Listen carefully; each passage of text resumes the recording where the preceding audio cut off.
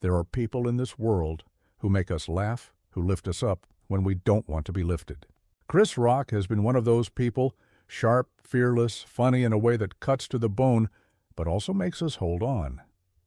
Yet behind the laughter lies a story many don't see. A story of loss, pain, and burdens that fame never erased. At 60, Chris Rock's tragedy isn't a single moment. It's a lifetime of scars, unseen wounds, and the weight of carrying more than he ever asked for. A childhood marked by pain. He grew up in Brooklyn. Not easy. Chris was small, black, and living in a world that saw those traits as vulnerabilities. He was bullied. Not just the normal teasing, the kind that cuts deep because it's about who you are, not what you do. He said he felt like one target among many even before he had done anything. Half of the bullying was because I was just a little guy, he once said. Then I got bused to school. And the bullying was because I was little and I was black. Double the reason to suffer.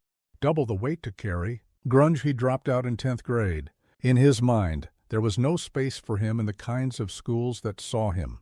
And by then, he was already building a wall of humor around himself, laughter as shield, as escape. The loss of his father in 1988, Chris lost Julius Rock, his dad. A man who had given him more than just blood, values, lessons, presence. Julius died when Chris was 23. That was a turning point. Nicky Swift, he once said, "When your dad dies, you know you're alone." It's not that death is new. Everyone faces it, but for Chris, it changed how he saw the world. It made the stages bigger, the silences louder, the laughter emptier. Friendship, addiction, and regret. Even in success, pain walked beside him. Chris Rock's close friendship with Chris Farley was something he cherished. They laughed together, shared space, shared dreams. Then addiction took over.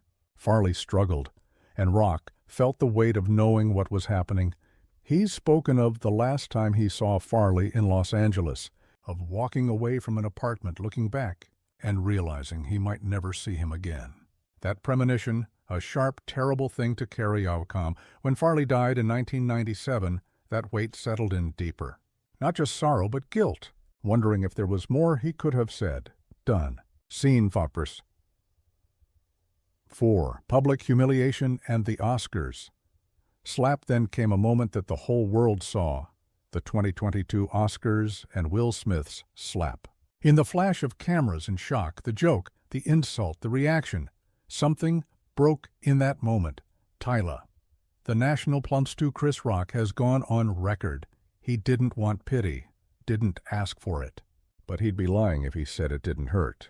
The pain of being humiliated on a stage watched by millions, not because he failed at comedy, but because laughter turned into a spotlight on shame. After that night, he did something brave. He sought therapy with his daughters, with those he trusted, to try to heal what wasn't just bruised ego, but something deeper. Vanity Fair 5. Hidden battles. The ongoing pain humor has always been his weapon and his refuge.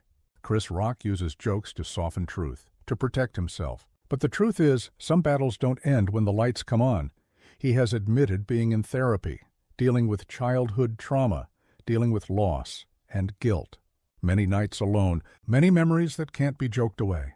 His mother's scare with cancer. The weight of past mistakes. The fear that words once said cannot be unsaid. Please don't forget to subscribe and hit the bell icon.